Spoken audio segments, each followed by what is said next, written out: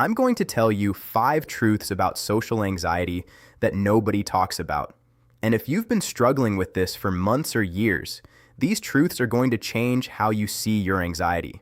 Because here's the thing, most of what you've been told about social anxiety is either incomplete or just flat out wrong. Just be confident. Everyone feels nervous sometimes. You're overthinking it. That advice, it doesn't work. And I know, because I tried all of it for 7 years. What does work? Understanding what social anxiety actually is, not the textbook definition, the real lived experience. I'm about to share the 5 things I wish someone had told me when I was at my lowest. Stick around until truth number 5 because that's the one that completely changed how I approach social situations. Let's dive in. Quick context. 7 years ago, I couldn't walk into a coffee shop without having a panic attack. I'm not exaggerating. The actual physical act of opening the door and walking inside made my chest tighten, my vision tunnel, my hands shake.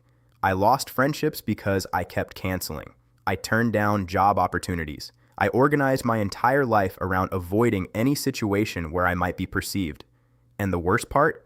I thought I was alone. I thought everyone else had it figured out, that they could just exist in public without their brain screaming at them. I thought I was broken. But I wasn't broken, and neither are you. I just didn't understand what was actually happening in my brain and body, so I spent years researching, testing, failing, trying again, and eventually I figured out what actually works, not theory, not what sounds good on paper, what actually moves the needle. These 5 truths, they're the foundation of everything that helped me go from housebound to free. So let's get into them. Truth number 1. Social anxiety isn't about other people. It's about you. I know that sounds harsh, but hear me out. When you're panicking before a social event, when your heart is racing, when you're rehearsing every possible conversation, you're alone. The anxiety happens in anticipation, before you even see another person. And after the event, when you're replaying every word you said, analyzing every facial expression, convincing yourself you embarrassed yourself, you're alone again. Other people aren't causing your anxiety. They're triggering it. You are the battlefield. This was huge for me to understand, because once I realized the problem was internal, I stopped trying to control external situations. I stopped thinking, if I just avoid parties, I'll be fine. If I only talk to people I know, I'll be safe. And I started thinking, how do I change my relationship with my own thoughts? How do I retrain my nervous system? Different question, different answer. Social anxiety is an internal battle, and that means the solution has to be internal too. Which brings me to truth number 2. Truth number 2, you're not afraid of people judging you. You're afraid of how you'll feel if they do. This one broke my brain when I first realized it. I always thought, I'm scared people will think I'm awkward, boring, weird. But my therapist asked me, what happens if they do think that? And I froze. Because the truth is, if someone thinks I'm awkward, that's uncomfortable, but it's survivable. What I was really afraid of was the feeling, the panic, the shame, the spiraling thoughts afterward. I wasn't avoiding judgment. I was avoiding my own emotional response to judgment. Here's the difference. Fear of judgment. What if they think I'm weird? Fear of the feeling. What if they think I'm weird and I can't handle the panic that comes after? Once I understood this, everything shifted, because I can't control what other people think. I never could, but I can learn to handle my own emotional reactions. That's the work. Not avoiding judgment, learning to survive the discomfort of being judged. And here's what I discovered. The feeling always passes. Always. Even when it feels unbearable in the moment, it fades. Every single time. You just have to practice sitting with it instead of running from it. Which leads me to truth number 3. Truth number 3. Every time you avoid a situation because of anxiety, you make the anxiety stronger. I know. You don't want to hear this. I didn't either. Because avoidance feels like relief. You cancel the plans. The anxiety drops. You think, see, I made the right choice. But here's what's actually happening in your brain. When you avoid something that triggers anxiety, your brain learns, that situation was dangerous. Good thing we avoided it. It doesn't learn, oh, we were overreacting. It learns we survived by avoiding. Let's keep doing that. So the next time that situation comes up, the anxiety is even bigger because your brain thinks it's protecting you. This is called the avoidance cycle. And it's the reason your social anxiety gets worse over time instead of better. I lived this for years. I started by avoiding big parties, then small gatherings, then coffee with friends, then phone calls, then texts. My world got smaller and smaller, and my anxiety got louder and louder. Here's the hard truth. You can't heal what you won't face. Now, I'm not saying throw yourself into overwhelming situations and hope for the best. That's just re-traumatizing yourself. What I am saying is gradual exposure is the only way out. Start with something that's a 3 out of 10 on the anxiety scale, not a 10. For me, that was going to the grocery store for 10 minutes, making eye contact with the cashier, asking where something is, small, manageable, repeated. Each time I did it and survived, my brain learned, oh, this isn't actually dangerous. And slowly, so slowly I barely noticed, the anxiety loosened its grip. Avoidance feels safe, but it's a trap. Facing it gently, gradually, is the only way forward. Truth number 4 builds on this. Truth number 4, your body isn't malfunctioning. It's doing exactly what it's designed to do. When your heart races, your palms sweat, your chest tightens, your body is trying to save your life. It just doesn't realize that a coffee shop isn't a lion. Here's what's happening. Your amygdala, the part of your brain responsible for detecting threats, it can't tell the difference between actual danger and perceived danger. Walking into a party triggers the same alarm system as running from a predator. Both activate your sympathetic nervous system. Both flood your body with adrenaline. Both feel like you're about to die. But here's the key. You're not in danger. Your body just thinks you are.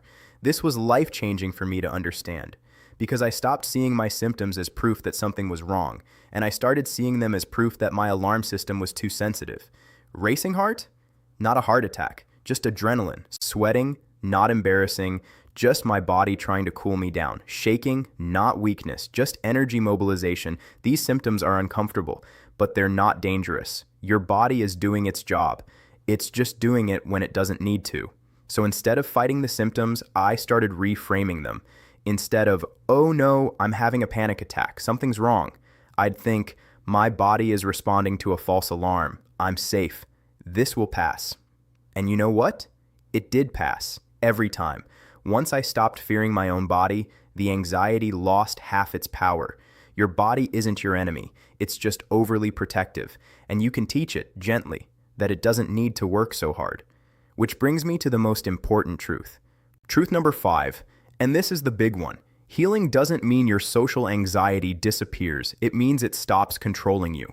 This was the hardest truth for me to accept because I thought the goal was to wake up one day and just not be anxious anymore, to walk into a room full of people and feel nothing. No nerves, no discomfort, just ease. That's not what healing looks like. Healing looks like feeling the anxiety and going anyway. Having a racing heart and knowing you're not dying, being uncomfortable and not punishing yourself for it, leaving early without guilt, saying I can't today without shame. The anxiety doesn't go away. Your relationship with it changes. I still get anxious before social events, every single time. But now, I don't spend 3 days catastrophizing. I don't cancel at the last minute. I don't replay every conversation for hours afterward. I feel the anxiety. I acknowledge it, and I go anyway. Because I've learned, the anticipation is always worse than the actual event. Always. Your brain lies to you. It tells you it's going to be unbearable, that you won't survive it, and then you do, every time. Here's what I want you to understand. You're not waiting to be fixed before you can live your life. You're learning to live your life while carrying anxiety. That's the goal, not elimination, coexistence, not fearlessness, courage.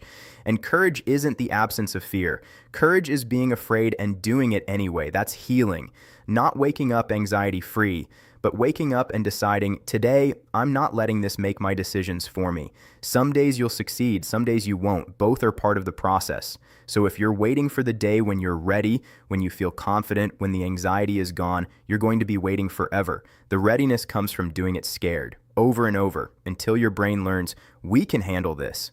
And that brings me to what actually helps. So now you know the 5 truths, but here's the question. What do you actually do with this information? Here's what worked for me. The practical steps. Step 1. Stop fighting the anxiety. The more you fight it, the stronger it gets. Instead of, I need to calm down. Why am I like this? Try, I'm feeling anxious. That's okay. This is just my nervous system being overprotective. Acceptance, not resistance. Step 2. Challenge your thoughts. Your anxiety will tell you stories. Everyone's judging you. You're going to embarrass yourself. This is going to be a disaster. Ask yourself, is this a fact or is this my fear?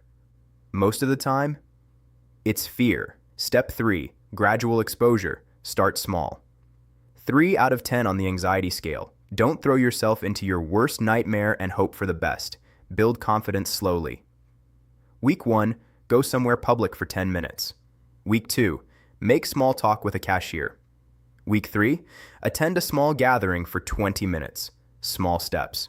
Repeated consistently. Step 4. Reframe your symptoms. Racing heart? My body is giving me energy. Sweating? My body is regulating temperature. Shaking? Adrenaline doing its job. These aren't signs of danger. They're signs of activation.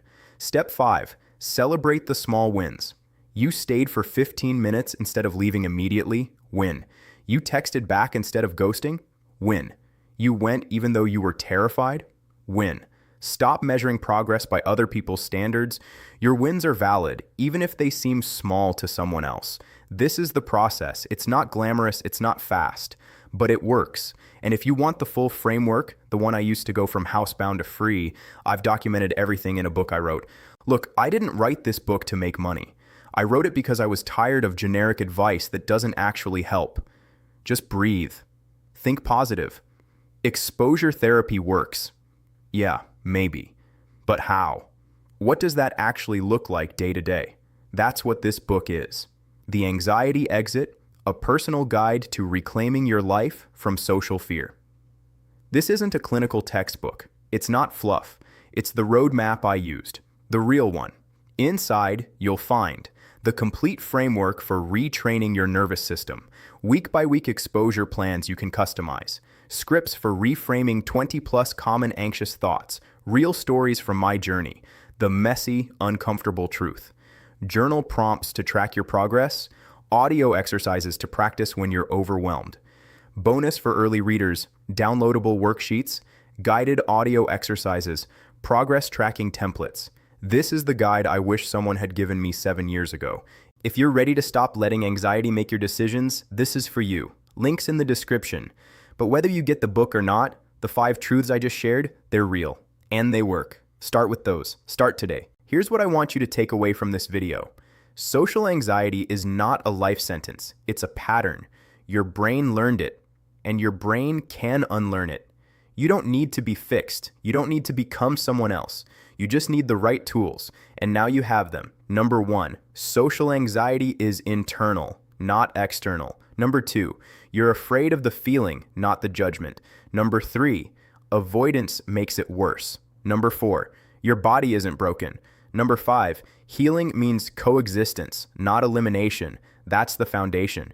If this video helped you, do me a favor. Like it. It helps the algorithm show this to people who need it.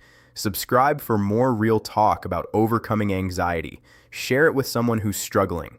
Check out the book if you want the full roadmap. You've got this. I believe in you. Let's build a life where anxiety doesn't call the shots anymore. I'll see you in the next one.